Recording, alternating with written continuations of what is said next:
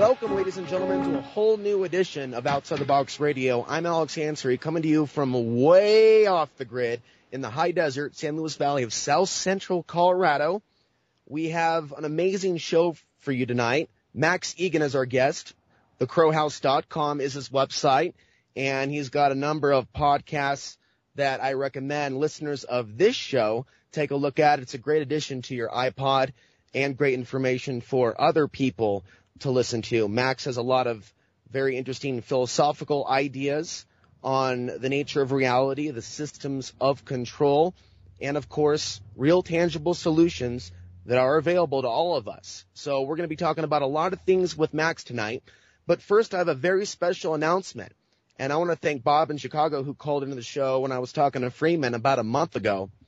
I'm going to be flying to the Free Your Mind Conference coming up in Philadelphia, Pennsylvania, April 25th, 26th, and the 27th. I will be speaking on the topic of solar flares and their effect on human consciousness, cycles of war that correlate with periods of solar activity, in particular the solar maximum portion of the 11-year solar cycle.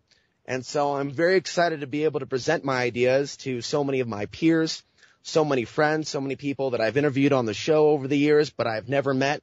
In a way, I kind of see the Free Your Mind Conference as a pilgrimage of like minds. And so if you have a chance, go ahead and go over to freeyourmindconference.com.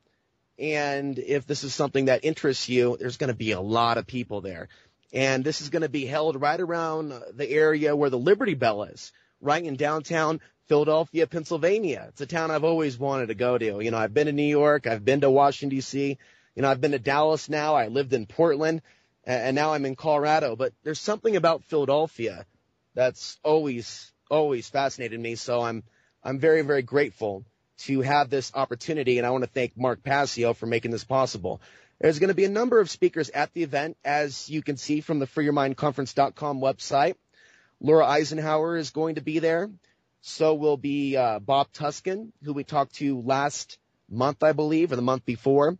Lennon Honor, Kathy O'Brien, Jim Fetzer, Alfred Weber, and a whole host of other individuals. And again, this is something that I kind of need right now, being haven't been out in the desert now since November 17th. And so with that, we are now going to go to Max. Max, are you with us? Certainly am. Thanks for having me on the show again, Alex. Nice to connect with you again. It is. I believe I talked to you last time when I was still living in Portland, Oregon, before I left the West Coast on Access Television. I think it was the first year that you started doing podcasts. Was it 2008? I don't think it was 2008. It might have been 2009 or 2010, but it was a really, really bad connection. I was living right up in the mountains, and I had a wireless connection, and it just kept dropping out, and we just couldn't even get a conversation going. So I remember it being a very disastrous day. So it's nice to talk to you with a good connection, brother. It is. Thank you very much. You know, because I've been off the grid. It's every week it seems that I'm driving to a different place. Now, you talked about going to Peru recently and having an expansion of your consciousness, a new awakening, and new concepts that flooded into your mind after this trip. Tell us a little bit about what Max has been doing and some of the things you've been talking about lately on your podcast. Well, the trip to Peru, like the experience that I had there was quite remarkable, really. I mean, it was more of a confirmation of what I'd been saying for so long more than anything, but it was a really remarkable series of synchronistic events that created that whole trip around the world that I did last year. And the fact that I went to Peru first, and this was like a gift. I just got gifted this 10 days in Peru. Gee, thanks for coming. So I went and did it. And it gave me a really, really different perspective because I had some pretty remarkable experiences and I was still processing them.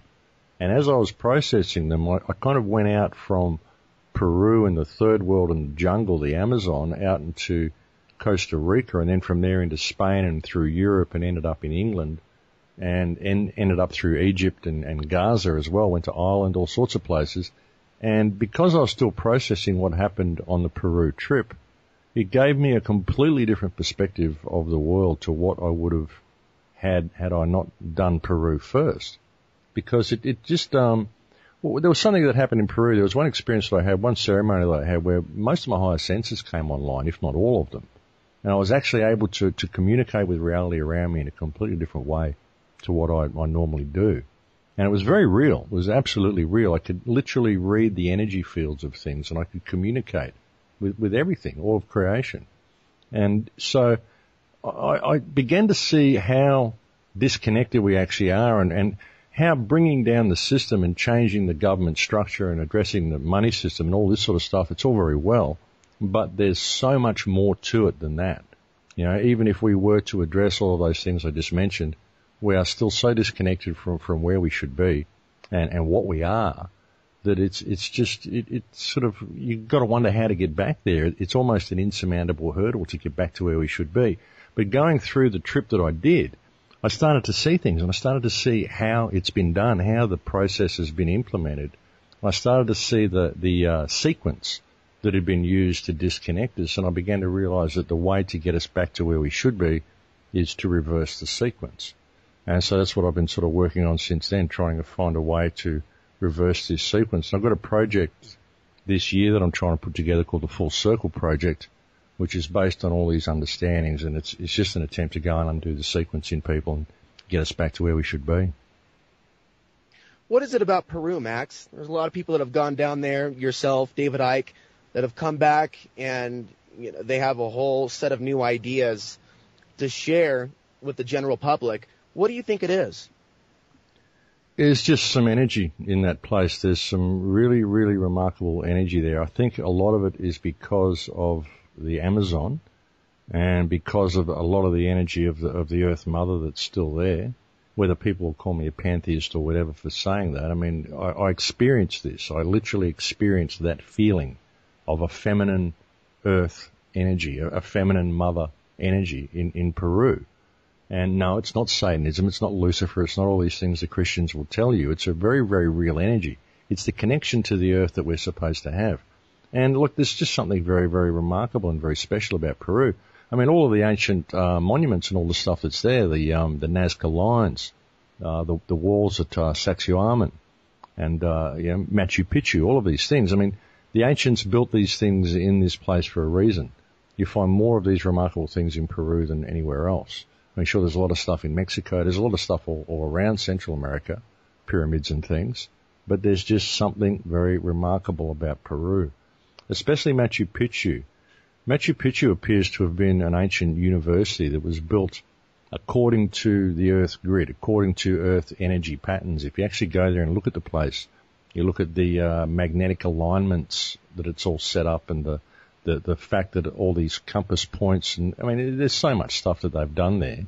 And certain rocks have been placed in a certain way, which may look completely out of character and completely out of place in the wall, but you'll find that the top of the rock is a perfect compass. So they've done stuff like this, and they really, really knew what they were doing. Now, obviously working with energy fields, and whatever they tell you the place was, I mean, we hear that it was temples and all this sort of stuff for worshipping ancient gods and sacrifice and all this. Well, the guy that I went up there with is actually the traditional owner. He's a man called Cucho, and he's a shaman from South America. When I was there, actually, one of the listeners of my show, it was remarkable because I'm there in Peru, I'm in Lima, and I get a call from someone or an email from someone who says, hey, if you're in Peru, I'm a tour guide at Machu Picchu, and my mentor is the traditional owner of Machu Picchu. How about you contact me and we go up for a tour with the traditional owner? So that was incredible. You know, what's the chances that one of the listeners of my show would be a tour guide at Machu Picchu and have the traditional owner as his friend? So it was $200 to go from Lima back to so I thought, well, to go from Lima to Cusco and back was $200. I thought, well, I'm in Peru, I've got to go and do this. So I went up there, and he started telling me about the real nature of the place. And he said that it was a place of learning, and that if you look at a traditional picture you see of Machu Picchu, you've got the mountain Huayan Picchu in the background, and you've got a big grassy center in the middle, and you've got buildings on each side. Well, as you look at that, the ones on the right, they were all accommodation, and the ones on the left were all places of learning, like they were classrooms, universities. And if you had some research you were doing, you could come there, you could set up in one of these university sections, and you could have all the materials you need for your research, and the living quarters were across the courtyard. And once you'd done your research, you'd go, someone else would come and do theirs. So that's kind of what it was. It was a place of learning. So there's some really remarkable energy in Peru. And I don't know, when I got there, the connection that I got to the Amazon and the download that I got from the Amazon was what gave me this completely new view of reality. It kind of confirmed everything I've been saying about my higher senses, and it let me see what these are, let me experience them. And it was like I had the entire Amazon jungle download its emotional journey into me. And I saw the incredible need to preserve the Amazon, to preserve this jungle, because the whole world used to be a jungle. The whole world used to be covered in trees before we cleared it all. Europe used to be covered in trees. Everywhere used to be these jungles, and we used to live in harmony with nature. We used to live in natural surroundings. And, you know, this is a lot of the life on the planet, and it's very, very important life. And it is conscious. Everything's conscious, because consciousness creates reality itself. I mean, that's a whole nother show probably, but you know, there's a real need to preserve this stuff. And that's something I want to do in the Full Circle project as well, is I want to have tree plantings everywhere we go. And I want to do it in 3 parts and make 3 documentaries as I'm traveling. And the first documentary will be the first one that I'm actually going to put up for sale. And because I normally give them away for free, but I want to create a fund that can be used to save the Amazon, purchase big tracts of the Amazon and hold it in trust for the Shipibo people who live there. So it can't be corporatized, because that's unfortunately what's happening to the Amazon. They're tearing most of it down and planting cacao and stuff like this. Yeah, that's a good point. Isn't the heavy harvesting of the acai berry and things of that nature that have become really popular in health food stores here in the United States, haven't they contributed the over-harvesting to deforestation in the Amazon and other places?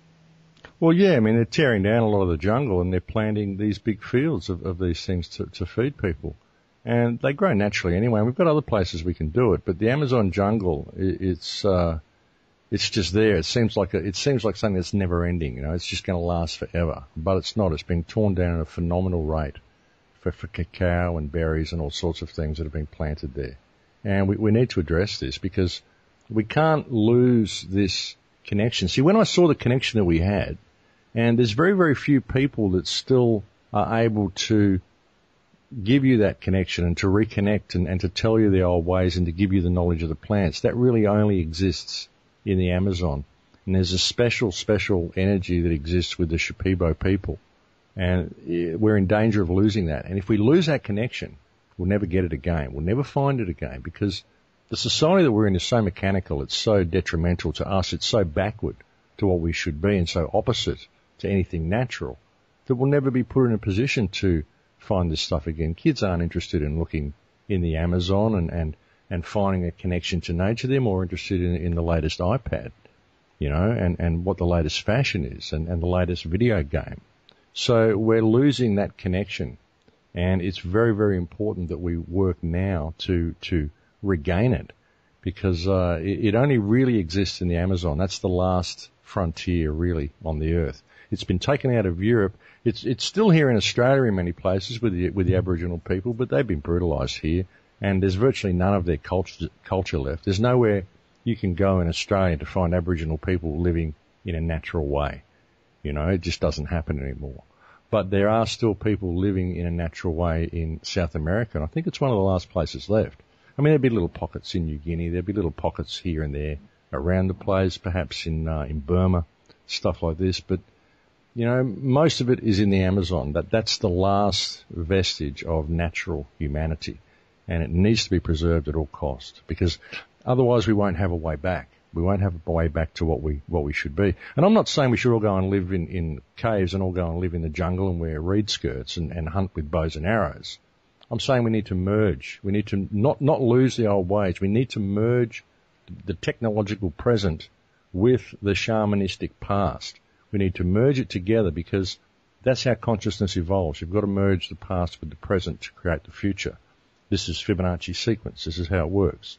And it works for consciousness as well. It works for everything. It works for all growing stuff and all matter. And matter And of course, it works the same way for consciousness. So we need to pay attention and we need to preserve these old ways. And that's what I'm trying to do with this Full Circle project. I want people to become aware of it, and I want to show them a way back and a way of reining this system in. I mean, we can't let this system go on the way it's going. You know, the ship of state is heading for the rocks. It's heading for the waterfall, and it doesn't look like anybody's at the helm. So we've got to rein this in, and that's another thing. People are always wanting to just collapse this system, but really we've got to rein it in. We've got to bring it back under control, and we've got to reverse the sequence that's brought us to this point. You know, that's the way I believe it's got to be done anyway.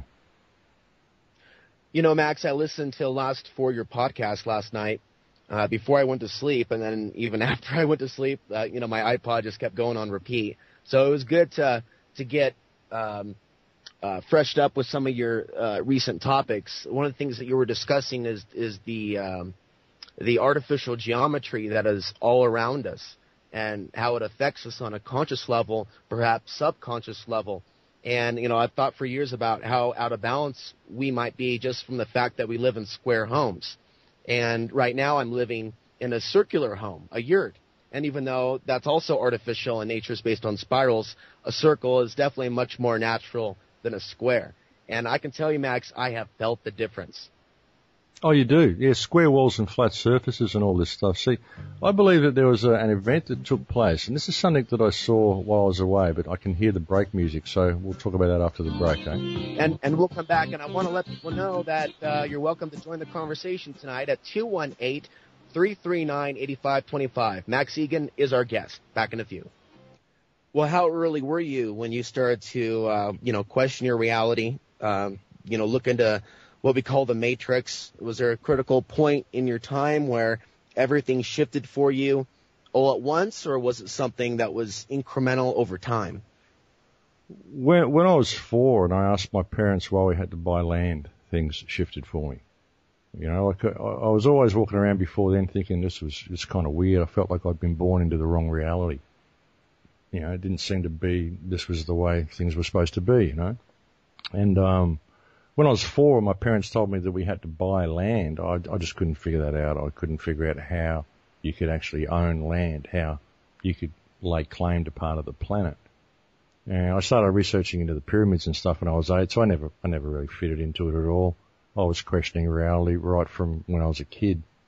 But, I just kind of forgot about it for a while. It just was all messed up. I got to school, I got kicked out of 4 schools, and I just thought this is all messed up, so I just started working as a musician, basically to escape reality. And I was always interested in ancient history and, the fact that there were cover-ups and why would they be hiding all this stuff from us. And as things started getting more serious and you start seeing the world become more and more locked down, it all one thing leads to another. And eventually you sort of start to see the whole picture and it becomes quite serious after a while. And then when September the 11th happened, I thought, well, hang on. Time to put the guitar down and actually start speaking out to people about all this because it's important. So, yeah. Yeah, it's interesting looking at even the lyrics of certain rock groups from the 1980s that aren't necessarily the most vocal when it comes to politics, but there's a lot of messages embedded within their lyrics. I was listening to Wasted Years by Iron Maiden the other day, and I never really noticed one particular part of the song, the lyrics, but it stood out to me. And it was basically, I don't remember the exact lyrics, but, this isn't about looking back in the past, Solo's wasted years.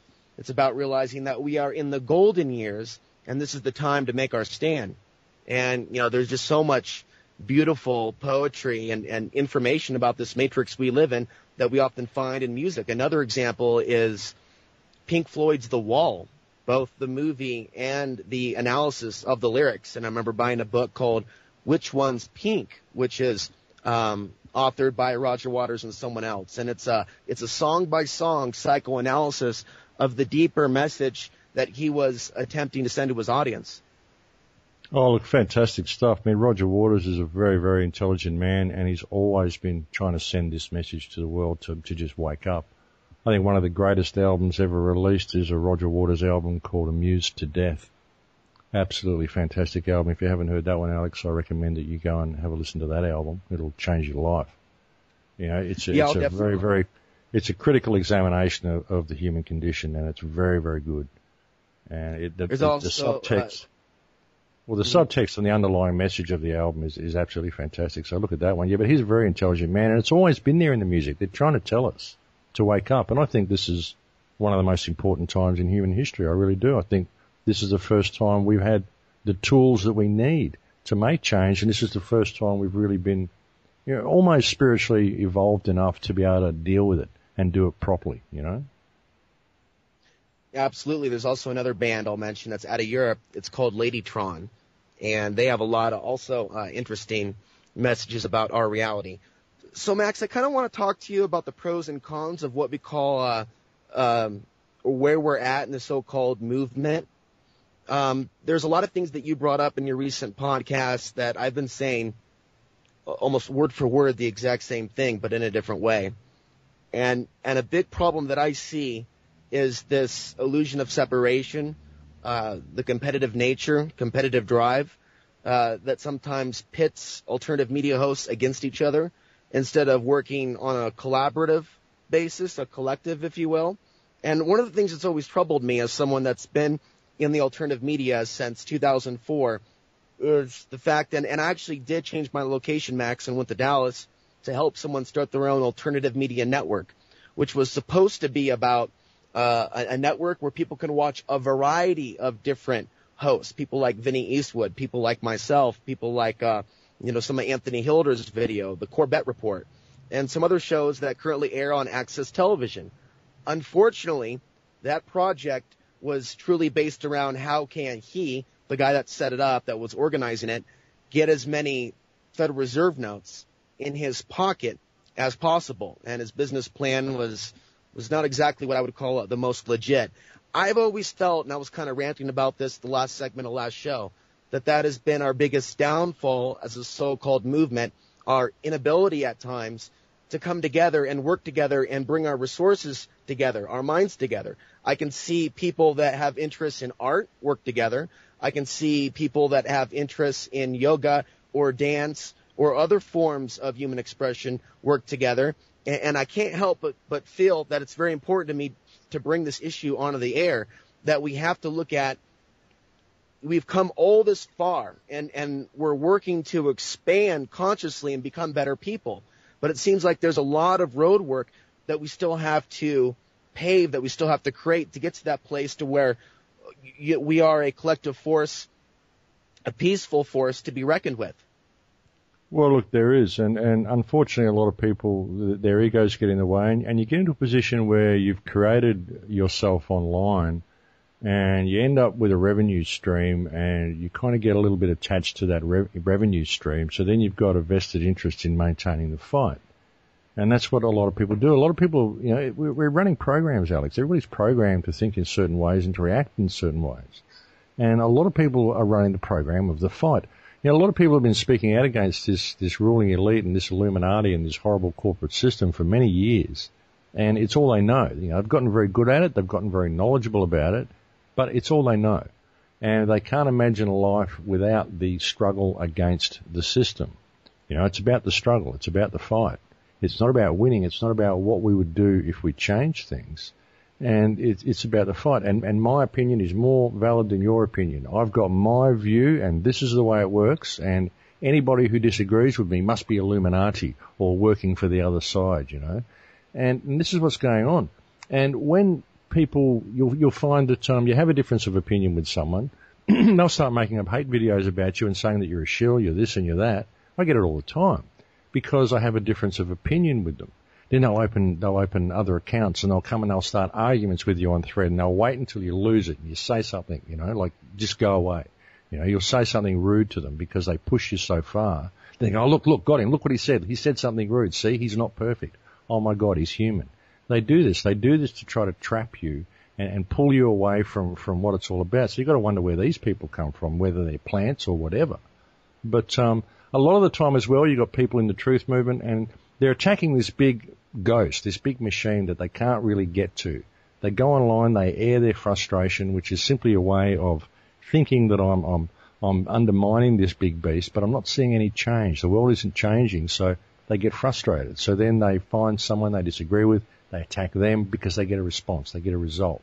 Gives them the energy that they need because they're, expending all this energy in fighting the system, and they're not getting anything back. They need a result. They need energy from the fight in order to continue the fight. They don't get that from the system, so they attack alternate research workers. And if we could just unite, the whole thing would go away. If you can't fight it, it's a cloud. It's just an idea. It only exists on paper. We made the whole thing up. The all-powerful Illuminati is only as powerful as we believe it is. That's why they put signs everywhere. All you got to do is have a few people who control the movie industry and the music industry, and you can put Illuminati signage and stuff everywhere. You put it in corporate logos, put it all over the place so it looks all-powerful, so people perceive that it controls every aspect of their lives. It's all-powerful, and there's nothing you can do about it. But it's only as powerful as we believe it to be. I think that if it was that powerful, they wouldn't have to put the stuff everywhere to tell us how powerful they are and make sure the program sticks, because that's what they do. But whatever they try to do, every time they've tried to lock us down, which they've been trying to do for 2,000 years, every time they paint us into a corner, we just cut a doorway. We always do. Human consciousness creates things. We're incredibly resilient, and we keep finding new ways out. You just can't keep us down no matter how much they're trying. They just can't. And all they're really doing is waking more and more people up the more they try to keep us down. But, we will figure this out eventually, I hope. But there's a lot of division in the truth community because everyone's got a different perspective, and everyone, too many people want to be the guru. They want to be the one that everybody looks up to. I'm the man in shining robes who saved the world. They all want to be this way. And it's not the way to think. I mean, I just present my perspective to people. Do I always get it right? Probably not. But I do my best to just bring my perspective to the world and to say, well, I see a really simple problem and I see a really simple solution. But the first step of the simple solution is for all of you people out there to understand the power that you've got. You've got to realize who you are. There's no one any better or any worse than you on this planet. We're all here equal under our Creator. Right. And everything below us is fiction. We made it all up, so they've just got to figure that out, Alex. That's a very important point, Max, because, we all, I guess, respond differently to the information, to the awakening that we're having, that something is wrong with this country, with this planet. But some people react with fear, and then some people go, well, if this is going on, there must be some sort of divine presence in all of this. Perhaps it's happening for a reason. Perhaps these things are happening for us, not to us, in order for us to evolve on a soul level. And Max, one of the greatest things that's frustrated me for some reason recently, especially around this 2012 period, is that there's two major polarities that I feel, perspectives that are out of balance with reality. One road, one perspective, one paradigm is this idea of a shift in consciousness that happens, not that it's not going to happen, but a global one where everyone wakes up. And there's also where space gods, Pleiadians, rescue us from the earth changes. This has been a very popular belief since the 1970s, 1980s, from some aspects of the mainstream New Age community. So it deals with being saved by an external force. The other road, the other paradigm, the other false view is the view that we hear from certain individuals that are very popular in the so-called truth movement, the view that says that we are going to die, that 80% of the world's population will be reduced, and there's nothing that we can do about it to save our own lives. And what this does is send people into a very dark state of paralysis. And so I'm just curious about your thoughts on this, Max, because the way that I'm interpreting this is that we go through cycles, and a lot of these cycles are driven by the sun, and the sun and its activity is affected by other celestial changes in our universe. What happens up there affects us down here. So I see dips and waves where sometimes the energy is intense, sometimes it's less intense, but I do see physical reality continuing and an expansion of consciousness. I just don't see total death or annihilation, nor an external savior coming to put us on the spacecrafts as they do their remodeling on Earth. No, look, I don't see anything like that. I think that the 2012 date was significant. I think it did change the energy. But I think we have to participate in the changes that are coming. And one of the most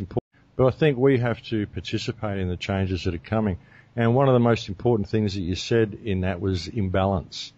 And that's really what I see here is a state of imbalance. I think Earth is, at present, this reality that we're in is in a state of imbalance.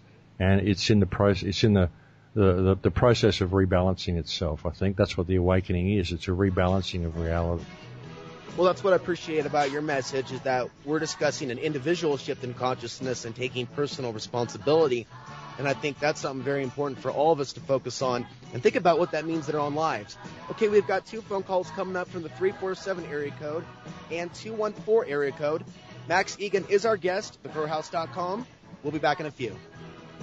Welcome back to Outside the Box Radio, coming to you from outside the grid. And we've got a phone call from the 214 area code, and we're going to go to that call now. Caller, welcome. Hi there. How are you? What's your name, and what state are you calling from?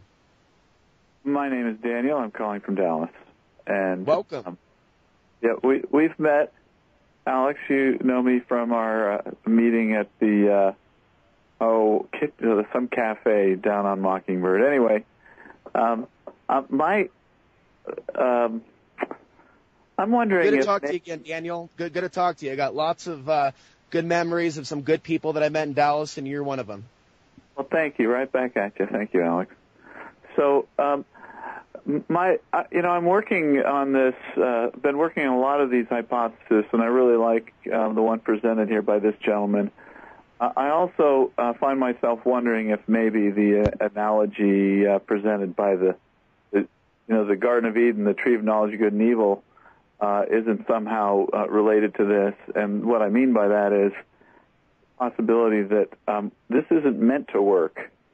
That if that analogy fits, the way it might fit is to say that we're on the tree of knowledge of good and evil, and this tree is no damn good, and we pretty much have to exhaust all the possibilities to recognize that there's a big flaw in the ointment when it comes to assuming that in this life, in this dimension, in this existence, perception, or whatever you want to call it, holograph, we're not able to accomplish where we want to go or be what we want to be. And get all around us, and human nature has some very serious flaws that are really ungappable. I don't know how we can reach the chasm that's caused by the neuroses in our society.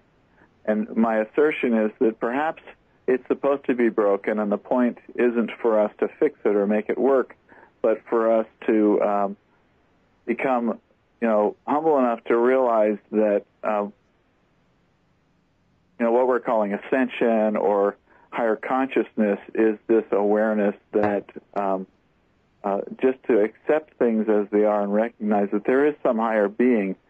If there isn't, then there's a certain amount of futility to any effort we're making. And when some higher being may not be, we have the context all of a sudden of a one single being, but it could be the sum total of all the consciousness, for all we know. In fact, to my mind, that's the only way it makes sense, is that all of our consciousness is one, perceiving itself as many. Anyway, I don't want to ramble too much, but I just want to throw in there that, we go at these dilemmas that we have, seeking liberty and a higher consciousness and a healed planet, with certain perceptions, certain assertions that this is true or that is true. And honestly, I come to the realization that I don't know if any of it's true. I don't know what our reality is. What I experienced when I was in Peru was such a deep connection, and what I understood from it was that we are already higher consciousness, but we're just disconnected from it. And the problem with a lot of the New Age spiritual ascension theories that people have is that they believe that by putting themselves in a higher energetic state or a meditative state, they will be able to suddenly ascend to fifth dimension or something like that. But what's happening is they're not paying attention to the 3D reality in which they live. What's happening here in the 3D reality? Why we're not accessing our higher consciousness that we should be accessing is a lot of it is biologically, and a lot of it is through our left brain programming, our belief of what is possible. But there are certain biological mechanisms that are put in place to ensure that we cannot reach a state of what people would term enlightenment, real enlightenment, because our bodies are deactivated due to basically fungal growths that are all growing through our body that shut down our endocrine system, that shut down our histones, that shut down our biology and make us not accessible to higher consciousness. It's a biological thing. It's a DNA thing. It's a genetic thing, And this is why sugar's in all the foods that they give us as well. Everything you buy has got sugar in it because sugar feeds the fungus and keeps your body locked down. Now, you've got to realize that there are certain controlling hands in the world. There's certain mechanisms that have been put in place to prevent you from ever being you or realizing you or reaching your full potential. And if we fail to address these mechanisms, then we're never going to get anywhere. There's no good waiting to ascend to fifth dimension if you're going to miss out on third dimension. I mean, you came here to get this perspective, to improve reality by your presence in it, to see what you can do with the time that's allotted to you. But so many people want to move back to the ether. Oh, if I meditate, then I can leave this terrible reality and go back to the ether. Well, I think people that do that, they're missing the point of why they're here. So, we need to pay attention. This could be a beautiful place, and I think it's in a process of rebalancing itself. I think that's what this 2012 event was. I don't think it was a non-event at all. I think the energies shifted in December 2012, and consciousness is now in a state of rebalancing itself because it's starting to understand what the actual problem is, and that a lot of the problems that are keeping consciousness down are physical 3D problems. We just have to pay attention and get involved. Thank you for your perspective and your contribution to humanity in general. Appreciate it, sir. Well, thank you for saying so. Pleasure to talk to you. Likewise. Yeah, thank you, Daniel. Yeah, that was a great call, by the way. You brought some really, really good points. Thank you, Alex. You guys have a good night. Great show. And I just want to comment briefly and then go quickly to our phone call from the 972 area code. I think it's really important for us to examine what solutions we're capable of manifesting, either on an individual level or working, as a collective with others, whether we're living off the grid, trying to develop our own independent societies. I want to talk more with Max in the second hour about working with the system as opposed to alternate communities. I think Max and I have some disagreements, but we also have a lot of things that we agree on, so we're going to try to find the middle place. For me, it seems like there are certain things that we are probably responsible for coming up with a solution for. A bit. The first and foremost is deprogramming ourselves, which has nothing to do with anybody else or their free will, but becoming the conscious being that we are. But I also think that there is a time to be a objective journalist, even though we are philosophers and we are, alternative media hosts and we have different ideas, because when you are objectively reporting the news, you're just stating the facts as to what is taking place. Sometimes it isn't always easy to come up with a solution, and sometimes when I hear some people demand a perfect solution because they're disturbed by the facts and data that they're getting, sometimes I feel that they're missing the point. There may be a larger creative, divine purpose behind the things that are taking place in order to wake us up to what is wrong and to force us to create what is right. And many times that's only about the individual, what we can do ourselves, when we have no control over others that would like to direct their own free will towards murdering others, raping others, joining mercenary gangs and armies. We can't control them, but we can control ourselves, and I think that that's just something that we should take into consideration, Max. Oh, look, absolutely. We can control ourselves, and we have a moral obligation to do what's right. I mean, I believe that there's one law to all of creation, and that is to act in service to creation for the Creator. And, do what is right in all that you do.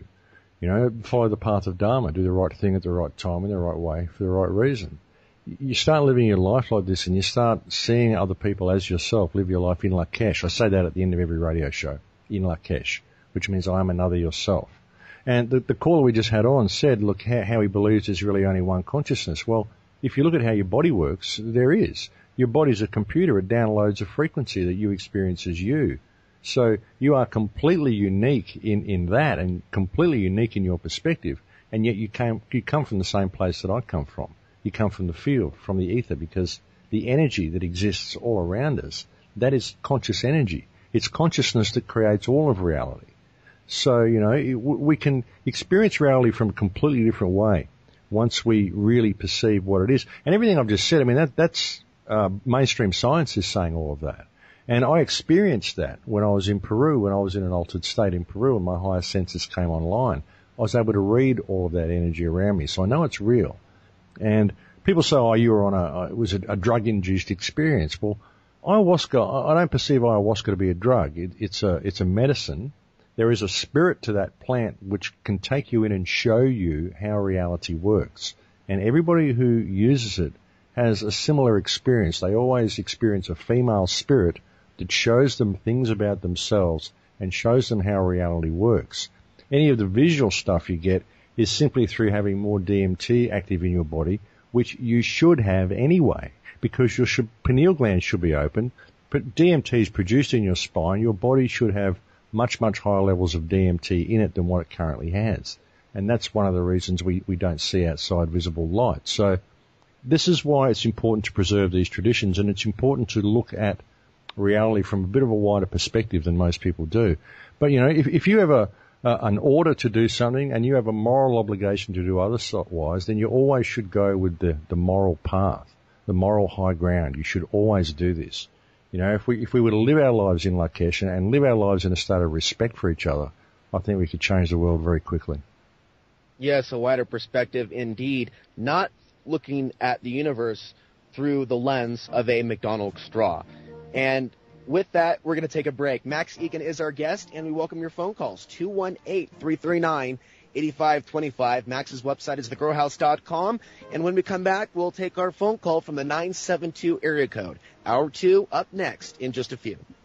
Okay, and we're back. Now, we have another phone call from the 972 area code, and we're going to go ahead and bring that up right about now. Caller, welcome. What's your name and state? Oh, hello? Welcome. Oh, hello. Thanks for calling in. And who might this be? Lindsay. Well, welcome to the show. I followed kind of Max's other interviews, and I have to agree with a lot of things that he's presented and that he said. It's very interesting. I'm wondering about his opinions on some people are feeling that they're moving into kind of a multi-dimensional existence or reality. I mean, I kind of have felt that myself. I was just wondering, his opinions on that. Some people, it's really kind of hard to exist right now, kind of with other people. It seems like they're in a slower mode of thinking and thought, and they can't really relate to anything you have to say or anything that you perceive. And I'm just wondering if you feel that just kind of this multidimensional existence, past, present, future, all kind of coinciding at once, at certain times, during the day, or, just really psychic intuition type bursts happening. What a person is thinking. You can almost see through walls and know what's happening on the other side. Sometimes it's kind of scary. I know it has to do with just the oncoming energy fields that are kind of solar energy fields, energies from the center of the galaxy, and even the center of the cosmos. I've perceived that for many years. I've felt that for many years coming. And it's been kind of painful because I feel like something, awful things have been putting obstacles in the way of that development. But I just want to know his opinions on multidimensional existence. Is it something that you think is real happening? Oh, absolutely, absolutely. I mean, you're multidimensional beings, but even when people say multidimensional, I think a lot of what they're experiencing is actually the rest of this dimension.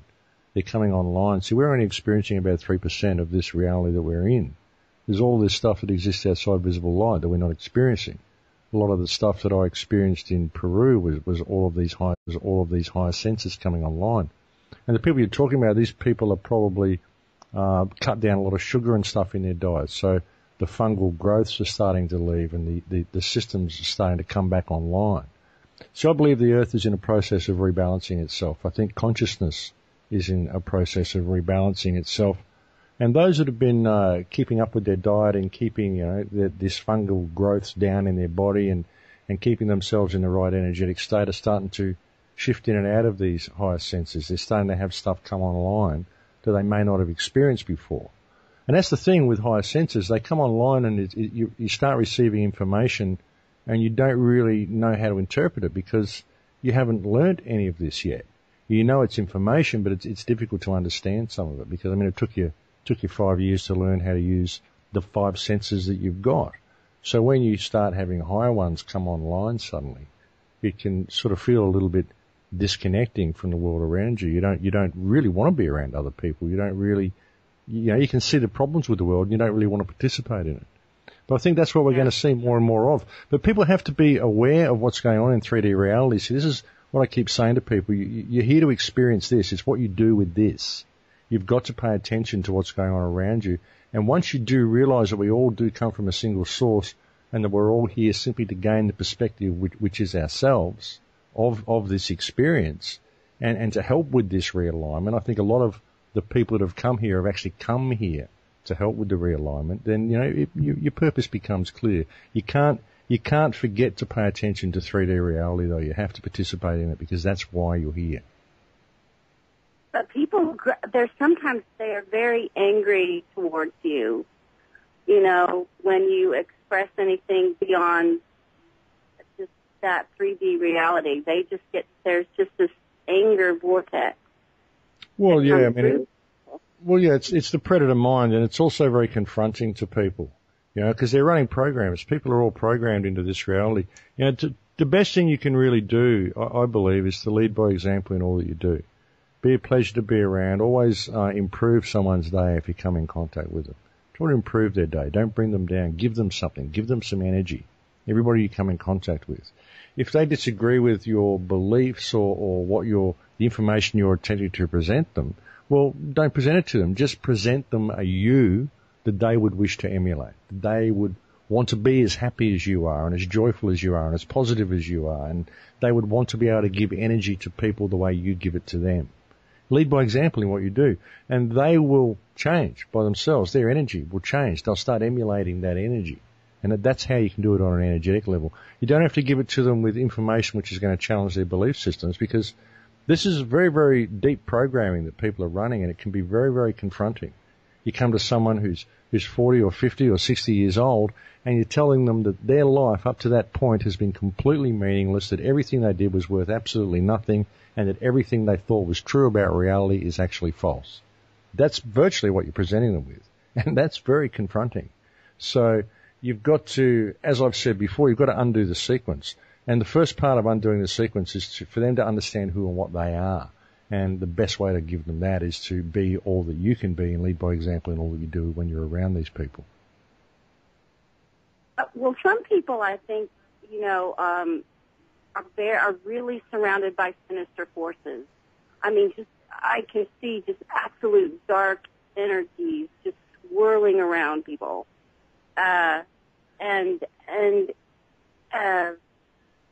It's sometimes it's really scary to encounter that, and these people are really kind of possessed. And I don't know whether to call it archons. It almost seems like this energy is a mechanical energy that's being produced almost like from an artificial intelligence somewhere. And it is comprised of this absolute dark energy and somewhere, some other dark dimension. And you see it just like wraith just surrounding people. You're right, Maggie. It's all over the conspiracy research community, the anti-human almost sentiment, the anti-spirituality aspect. And there's a lot of truth in what you're talking about. One of the things that I was relieved about when I left Portland, where I was doing my television show for 6 years, is that I no longer was glared at by people in the supermarkets or people in pubs or people in restaurants that would recognize me and the things that I talked about. It's a little different than just being online because it was a community access TV show. It was my community. And so that was a lot to go through to have people that you didn't even know sending you dark energy, glaring at you in public. And definitely that was a very tough experience, but that's also one of the beauties of living off the grid. I want to turn it back over to Max because I know, Max, you've been attacked pretty heavily for every time you try to go in a more spiritual direction or understanding of what's going on. And how have you dealt with that? How do you shield that? How do you move beyond that so you're not affected? Well, it's very difficult. I mean, sometimes you do get affected. I get sucked in sometimes. People start baiting me on threads, and I'll get pulled into it. I will. I'll start making comments that are completely unconscious. A few minutes later, I think, oh, what did I say that for? And I delete it. And I think, why did I go there? Why did I get back to that point? And I find it interesting that I get pulled into it all the time. There's these forces that try to pull you in, and they succeed. I mean, I'm aware of all of this stuff, and I get pulled into it all the time. So I'm not perfect. I don't pretend to be perfect. But there is this predator mind that is there, that has superimposed itself over human consciousness. You called it the archons before, a very, very interesting concept, the concept of the archons, if you look at Gnostic teachings, the Nag Hammadi writings. I actually read the Nag Hammadi writings just before I left to go over on my trip overseas last year. And I saw a lot of evidence to support what they say in those writings. And you really can, if you look at our society, why it is so machine-like, why everything in our society is designed to mimic and imitate that which is natural, that which we already have. It's like we create these cheap, clunky versions of it. And why human consciousness and human science seems to be trying to reverse engineer life. Like, why are we looking for the God particle? What for? What the God particle? What a piece of material, a piece of matter that's going to create consciousness. We're not going to find it. Consciousness exists in the field. Consciousness is divine. You're not going to find that spark of creative consciousness anywhere in matter. So why are we even bothering to search for it? Is it us that's searching for it, or is it, as the Gnostics suggested, an archon consciousness that has superimposed itself over human consciousness, that is using the creativity of humankind to create what it is searching for? Is that why we are so intent on creating this machine society and looking for artificial life? So you look for evidence of this, and you see the you see the evidence of it all around you, and then you look at what the Gnostics say, and they say, well, yeah, this is what's going on. They've been telling us this for years, and every time the Gnostics try to gain any repute or they start making any headway, they get stomped out pretty quickly. And then you find books such as the Teachings of Don Juan, the Castaneda books, where they talk about the predator mind. They talk about the fact that this mind has superimposed itself over human consciousness. And you start seeing evidence of this. And then with what I experienced in Peru, what I experienced, the connection to all of nature and what we should actually be, well, it starts to make a lot of sense. That this may indeed be what has happened. This may indeed be the cause of evil, the origin of evil that everyone's been searching for. Why do we do the things we do? Why do we have this dark side? Where does this dark energy come from? Why is our society so disconnected from nature? Why is it so opposite of what it should be? It's like everything's backwards. Everything is an imitation of what it should be. Even the legal system, the straw man that you're given, the birth certificate, the whole legal system, which is designed to emulate or imitate natural law, but natural law frees you and legislation enslaves you. So it's an imitation. It's been superimposed over itself, and it's the reverse of what it should be. And everything that they've done to our society and they've done to our consciousness, they've imitated it and they've turned it up on its head and made it the reverse of what it should be. And they implant distrust in everybody. There's so much distrust in the truth movement. I get attacked all the time, and I do get sucked into it sometimes because I'm not perfect. Of course I get sucked into it. But everybody finds everybody else as a threat to their little boxed view of reality, to the program that they're running. And most of society, 99.999% of it is programmed. And people have to wake up to this and just let the programs break down. But they've got to be prepared to think outside the box. They've got to be prepared to step back and really look at reality for what it is. what will happen to these people? I feel like they're about to be left behind like zombies. You know, I think people who are waking up are sort of the survivors, and those people are just kind of going to be kind of the walking dead, just consumed by this sort of dark dimension. What do you see in the future? I see us leaving it altogether. I see the whole thing becoming good, becoming rectified. I think that we are connected to the field, all of us together, and I think no matter how much this dark Archon predator mind takes control of people within the system, I don't think that they're going to have a choice. I think that consciousness is going to realign itself as the planet realigns itself, as this reality realigns itself. And I think that our Creator, whatever you perceive that Creator to be, whether you perceive it to be God or whether you perceive it to be the Earth Mother or Yahweh or Allah or whatever you perceive your Creator to be, I would suggest that it isn't Yahweh though. That's another story. Mm-hmm. But whoever you perceive your Creator to be, I believe that the Creator has faith in humankind, in the mind of mankind. They have faith in us to be able to realign ourselves and take the rest of reality with us. You know, if human consciousness is all connected, then once this balance happens, once we start participating in the world around us and exercising the power that we naturally have, then things will naturally realign themselves and the rest of the world will come with us. But it's got to be done through participation in this 3D reality though. You've got to know the power that you've got. You've got to understand that we're all created equal by the Creator and that everything that exists beneath us is all fiction. We made the whole thing up. It's not real. It only exists on paper. And until we can respect ourselves enough to respect those around us and work in unison and harmony with these people around us, then it's never going to work.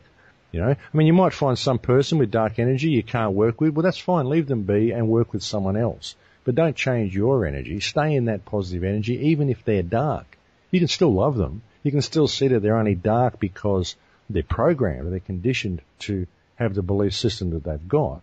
And the best thing that you can do is lead by example in all that you do and make sure you maintain the correct energetic state while you participate in the world. And try not to get pulled into the little confrontations. I mean, it is hard because, like I said, I get pulled into them. And we all do. And they seem to be escalating at the moment. There's a lot of this dark energy out there trying to derail this shift that's happening. Because the shift is happening right now. We are in the process of this shift right now. It's not something that was just they were going to flick a switch and it was going to change. It's happening over a period. Even the mind said that it will happen over a period. And we're in the process of it now, but people have to participate. Oh, it's Maggie, very intense. We got a break coming up. Go ahead, Maggie. A lot of great points, by the way.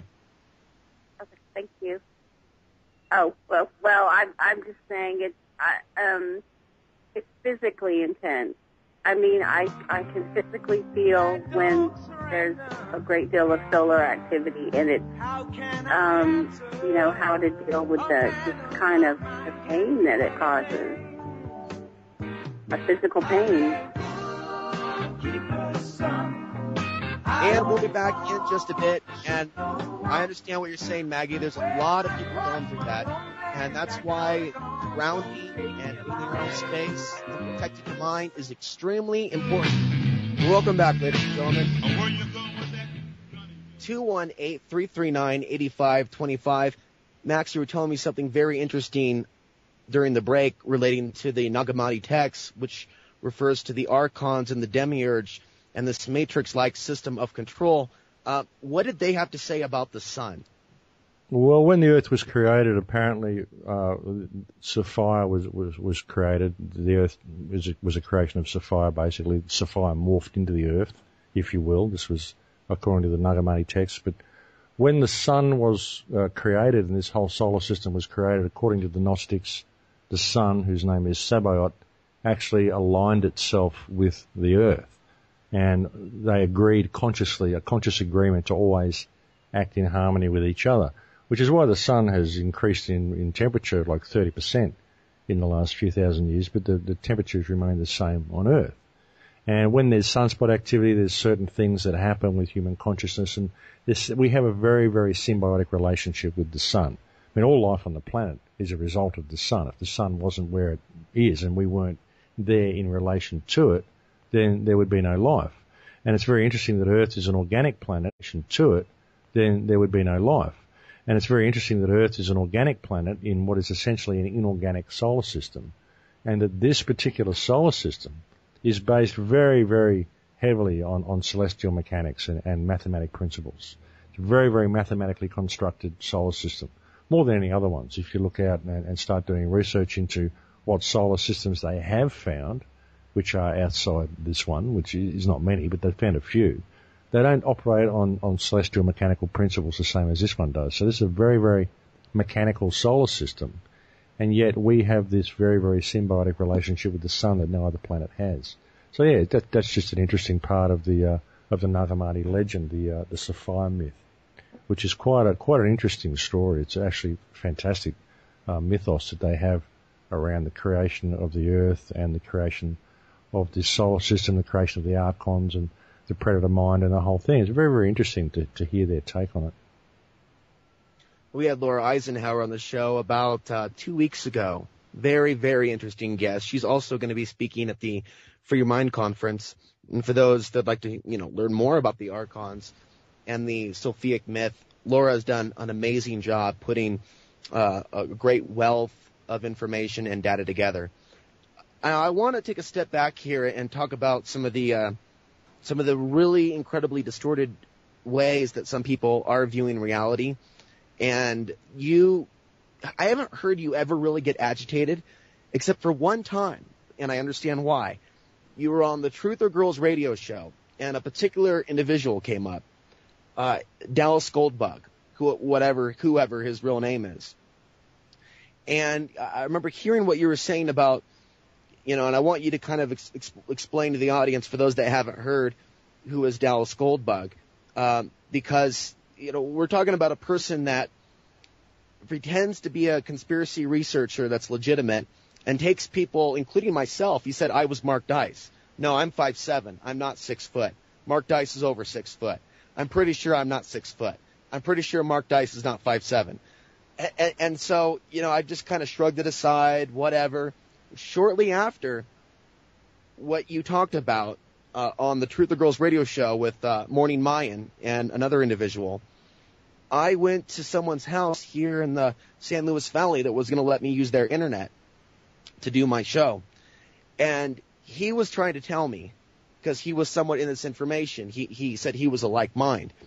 He was getting angry with me, visibly angry with me, Max. And this was just a week after hearing you on the Truth or Girls radio show, that I did not believe him that Luke Kradowski of wearechange.org was the Arizona shooter. He was actually yelling at me. And this is I had a guest on, and I'm in someone's home, and they're yelling at me, telling me to put up the pictures of Luke Kradowski next to the Arizona shooter.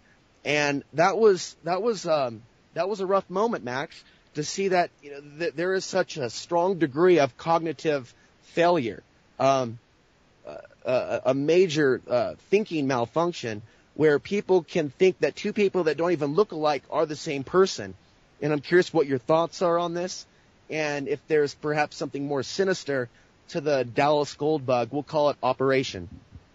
Oh, it's a COINTEL operation, absolutely. I mean, whether he knows he's doing it or whether he's just programmed to do it, I mean, I don't know, but it's an absolute COINTEL operation. I mean, the information that you see there is so blatantly false. And it's put there, I believe, to discredit the truth movement. So you can show how crazy these people are. And look, I mean, like you say, when you see someone like that and they don't look anything like each other and you've got some guy yelling at you about it, these people are mentally unstable. So that's the sort of person, the sort of people that he's reaching. Now, these are mentally unstable people that are liable to do bad things. And it also puts you in danger because, he's claiming that you're members of an elite, you're a member of an elite family that's working to enslave the whole world. And you're out there, you've got a radio show, you're living in town, and then suddenly somebody comes along and puts a bullet in your head because they believe that you're this terrible guy from this banking family who's responsible for the death of all these people because he got it from Dallas Goldbug. So it endangers your life. It drives huge wedges into the truth community and gets everybody to question everybody else. It's distrust. It's this predator mind. That's what it's all about. But, he may not even realize that he's doing it. He may totally believe what he's doing is legitimate research. That's the thing. So, you've got to really look at it, but I would suggest that it's a COINTELOP. The way it was put together and Sandy Hook and the whole actors thing, I mean, this whole thing seems to have been put there like a bad tabloid to paint all conspiracy researchers as crazy, and that all conspiracy theory is completely ridiculous. I mean, if you believe 9/11 was an inside job, then you believe that some guy, one of the guys in Sandy Hook was Tony Hawk, and you believe that Jodie Foster plays the role of Julia Gillard. You believe that what's the comedian, Bill Hicks, is Alex Jones.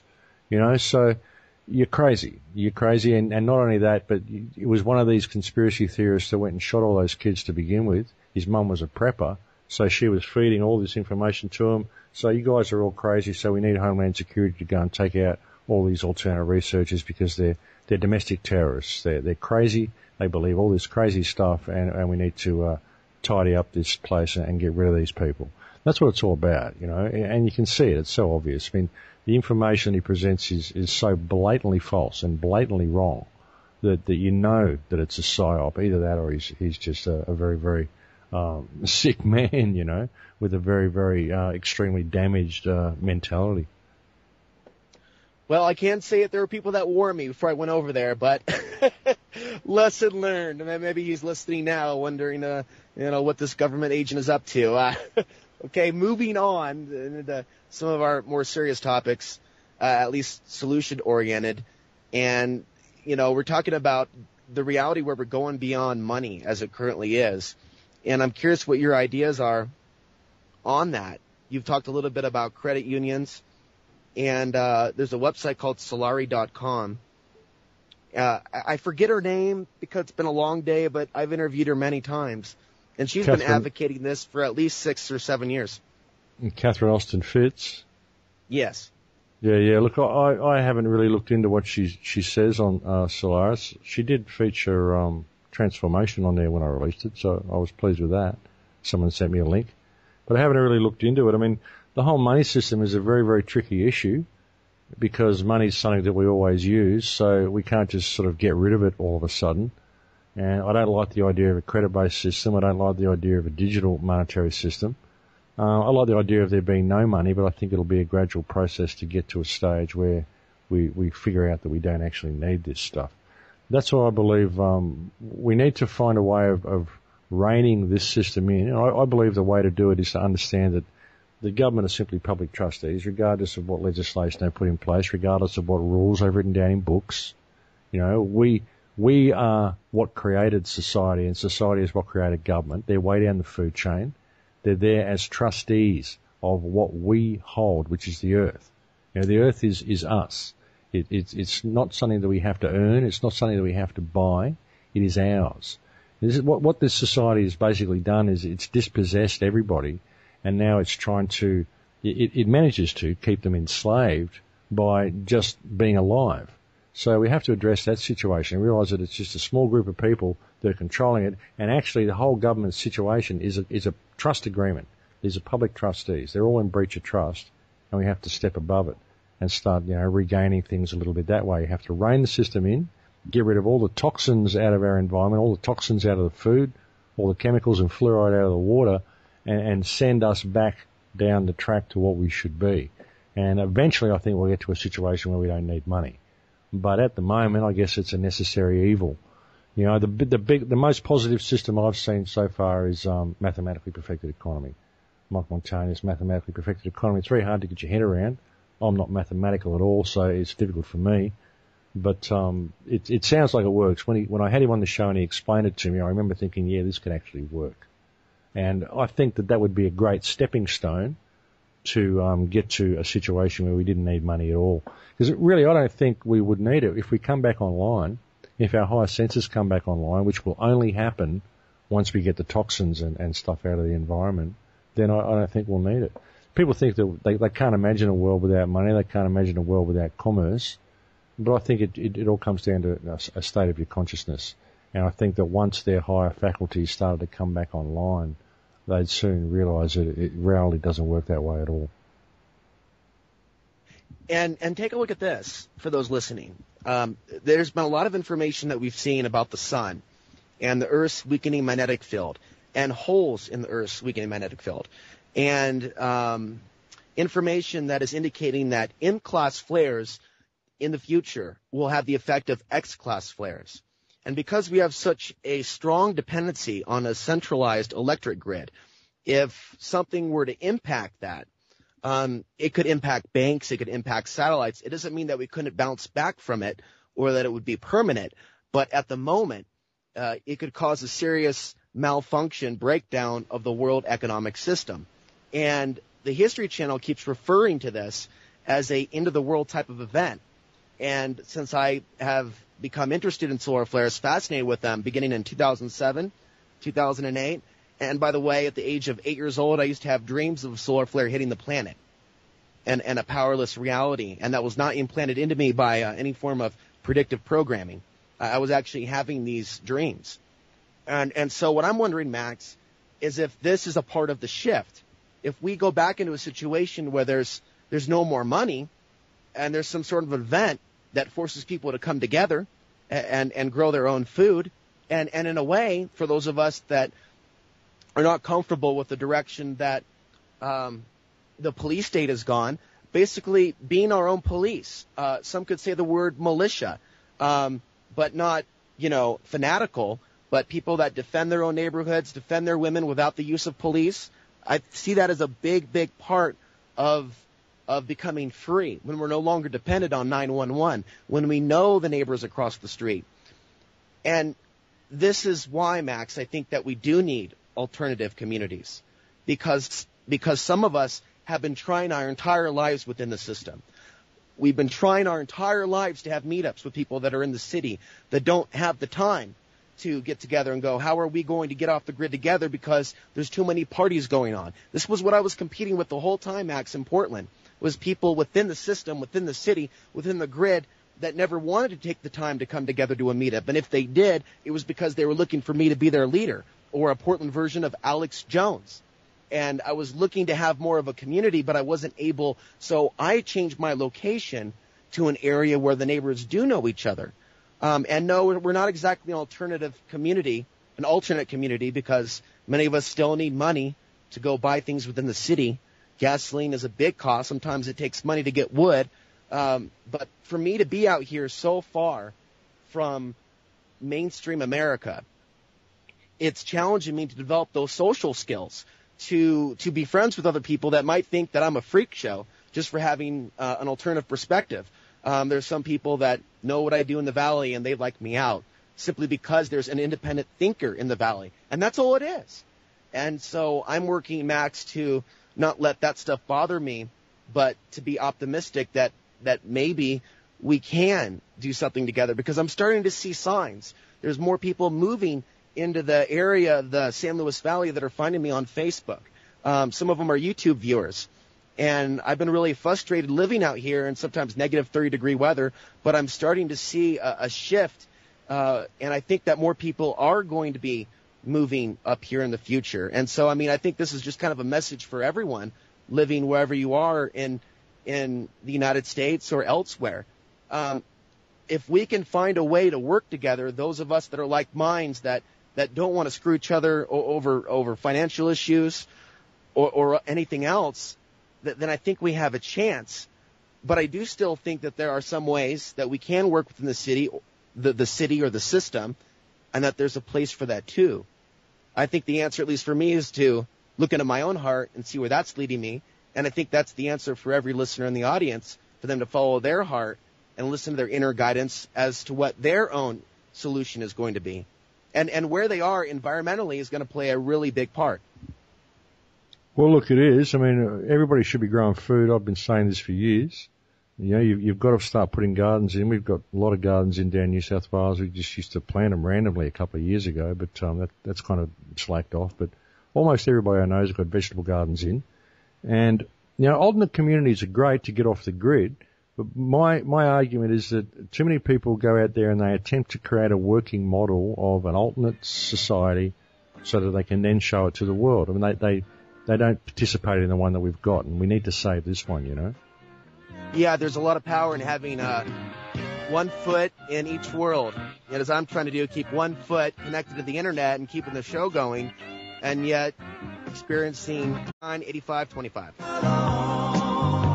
Has this been going on? Good question. It's a question a lot of us are asking ourselves, and I want to thank Max Igan for being with us tonight. We've got another 10 minutes. You've got time if you'd like to make a phone call. But a quick announcement to the audience. If you'd like to donate to this show, donate to some of my future travels to Philadelphia. If you'd like to contribute in any way, I'm still trying to get my own internet, but it's not very cheap. But eventually I will have my own internet, and I might start doing a daily show here on American Freedom Radio. But the email to type into PayPal for anyone that would like to contribute to the show is alex_ansary at hotmail.com, alex_ansary at hotmail.com. And you can also keep up to date with other programming and content that I create, and also past television shows and interviews over at youtube.com/AlexAnsary. And I want to turn the mic back to Max at this time to continue your thought from the last segment on creating those independent communities based on mutual respect and things of that nature to create the reality around us in these times, in these what seem to be troubling times to some people. But what I see, Max, is also opportunity. As more people are affected by these economic problems, they're going to start looking around for other people that think just like them, that understand mutual respect, that have the love frequency within them. And as we start to do that more and more organically, everywhere we are, whether we're off the grid or on the grid, when we start to really see that those steps moving forward, we're going to see some beautiful change. Yeah, well, absolutely. I mean, a lot of people, they want to build alternate communities and get off the grid, but they go away to do it. They disconnect from their society to do it, and they want to create a working model so they can say, see, look what we can do. Well, they don't need to hear that because they already know what we can do. They just prevent us from doing it all that we can. So I believe the idea is, if you're in a position to create an alternate community and like a cooperative with maybe 20 families within your community. Grab 19 other families and start a garden cooperative and start your own bank. I mean, all this sort of stuff. You can do all sorts of stuff to disconnect from the system and create ripples in your own community. This is something else that I'm going to talk about in the Full Circle project. It's called UAC, the Urban Agricultural Cooperative, that we want to set up. And you could do one of these in every town. And you could basically create your own system of funding for your own projects and your own things that you want in your community by means of these cooperatives, these alternate communities you can create within your community. And that way we don't leave this community behind. Because if we leave it behind, we've got to remember that the ship of state is heading for the rocks. We can't allow the ship of state to continue in the way it's going, in the direction it's going. So there's no good stepping away and building an alternate community over there. We need to create ripples within this community and rein this system in while we still have the means to do it. And I think we will. I don't think they can do anything to keep us down, no matter what they do to try to lock us down and lock human consciousness down. Every time they paint us into a corner, we just build a doorway. They cannot control what we can create. We are capable of incredible things, and I think that this is the time we're going to see that.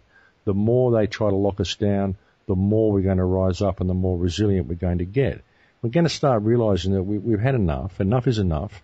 And we don't have to do what these people say. They're just public trustees. They're all in breach of trust. The whole system they're trying to force on us only exists on paper anyway. We are the most powerful creatures on this planet, and we are capable of much, much more than what we're being allowed to do. And I think we're going to do it. We're going to realize this, and we're going to change the direction. And then the sheeple will simply follow, because that's what sheep will do. And all the people that are programmed, all the people that are locked down and kept toxic and kept disconnected because of what they eat and the situations that they're in, they'll just simply come along by default once the enlightened people start living their lives in a different way. And that's all we really have to do, is start living our lives in a different way. But ultimately it comes through discovering our own personal power, because until we discover that, then we're not going to find a way of reining this system in. You know, we keep believing that we have to do it within their political parameters, but we don't. We just have to realize who and what we are and realize that we can change things very quickly. So right. I think that's what's going to happen, brother. and that the archonic system may not be as powerful as we've been led to believe. And perhaps we're in this to learn about how powerful we actually are. And having said that, we have 2 phone calls waiting in the wing, but we have only 6 minutes left. So now let's go to the 7-6 area code. Hello. 7-6. Hey, Alex. Welcome. Hey, this is Jay. How's it going? Actually, I had a question for Max about the aerial spraying and how that affects the teleconnection between the sun and the earth if they put inert substances like aluminum up there. Yeah, that's an excellent question, Max. Oh, absolutely, yeah. That breaks down, puts a barrier up there. Everything they're doing basically to disconnect us. That's what it's all about. They say, they're doing it to protect us from global warming. Well, it's actually multi-platform. The aerial spraying is multi-platform. They can deliver any types of biology they want to the planet, nanoparticulates. They can put any type of metals and stuff in the atmosphere to reduce the sun's rays. So, yeah, it absolutely has an effect. But like I said, I don't think they can do anything. No matter how much they paint us into a corner, we just build a doorway. They can't lock us down. It's not going to work. Nothing that they try to do is going to work to prevent us from being all that we can be, no matter how hard they try. All right. Well, yeah, I think, actually, that's kind of more in relation to what Alex was saying earlier with the CMEs and them constantly drilling us with this idea of a solar flare. And then I was reading a paper about it was addressing what they called double rebound from the spraying if the spraying were to stop and no longer be available. Well, I don't think it'll work. I think that it's far more powerful. It's far more energetic. See, they're only looking at things on a physical level. They're not really seeing things from a consciousness level or a spark of creativity level or an energetic level. They can't understand it. So I think that what's happening will not just be merely physical, and there is no physical barrier that can be put between who you are and an elevation in consciousness, between yourself and the energy that comes from the sun or that comes from the center of the galaxy or wherever it's coming from. But I don't think there's anything that can really disconnect you from reality completely. Nothing physical that can do it, because you're an energetic being. You're an electromagnetic being. Everything you experience is electromagnetic, and the whole universe is electric. It's living conscious energy. There is no physical barrier that can be 100% effective against that energy. I think that no matter what they try, I think they're doing it all out of necessity. They're not doing it because they think, well, it's going to do this. They're doing it because they have to, because consciousness is rising. People are waking up in droves, and the energy is just changing. Things are just different. I think it's a very significant time in history, and there's nothing that they're going to be able to do to keep us down. I just don't think that it'll happen. I think that consciousness wants to realign itself, and that's what's going to happen. Well, I want to thank you, Jay, for the phone call. Now I got to go move now to the 505 area code, but before I do, I just want to say there's been some theories, ideas, beliefs about the harmonic convergence, an energy shift around the year 1987. And I remember being 7 in 1987, and that's when I saw my first chemtrail. So I've always wondered if there's a correlation between when they started to spray and when we started to go through this shift. And with that, let's go to the 505 area code. You've got about 1 minute. Welcome, caller. Hey, I was just going to comment on what he said about the fact that there's nothing they can do to stop the consciousness awakening. And, okay. Okay, yeah. I was just wondering, do you think that that's what this whole World War III thing that Albert Pike was talking about, that was going to usher in the new consciousness? Do you think that's why they want to start World War III, is so that they can stifle the blooming of consciousness in us? Yeah, look, it's multi-platform. A lot of it's codes, a lot of it's rituals, just blood sacrifices. There's all sorts of reasons to do it. But they've got to keep us in fear. They've got to keep us in that fear energy. And even when we think of sunspot activity, and it's the end of the world. Well, no, it's only the end of electricity. It's not the end of the world. It's very, very different than the end of the world. So everything they do is about fear. They've got to keep us in that state of fear, in that state of lower vibration, because when we're in that state, we don't really have the ability to discover ourselves. We don't really have the ability to stand in our power. That's the most important thing that they're trying to prevent, is from us discovering who we are. So, that's what everything is ultimately related to. It's all about that, and it's all about trying to keep us down. But like I said, I don't think they're going to be able to do it. They can fill the air full of charged particles. They can harvest. They can achieve a lot of stuff, and they do have a lot of control. But we keep changing the playing field. We keep shifting our perspective. We keep changing, and they can't keep up with that. And ultimately, I don't think that there's anything they can do to wipe out the spark of sentience and the spark of life that is the human mind, that is mankind, that is this creation. I just don't think they can do it. It's too powerful for that. Okay, well, here's the only thing I have to say, like, kind of contrary to what you said, is that I do believe if they reach the point where they do trigger some kind of nuclear war, I know that Bill Richardson just went and met with North Korea. They're talking about North Korea wants to attack us and stuff like that. I do believe that once this war goes hot, that there really isn't going to be much that we can do to stifle the regress back into the dark ages for us. Well, and that's why I think a very good point. Right now. That's a very good point. We'll keep exploring that idea and a few other things, and we'll talk a little bit about North Korea in a future episode. Thank you for your call, and thank you, Max Igan, for being here. My pleasure, Alex. And I'd like to thank everybody else that contacted me during the show and messages through Facebook. There's been a lot of response from the show, and I look forward to seeing you next week, and we'll talk to you then. Take care, everybody.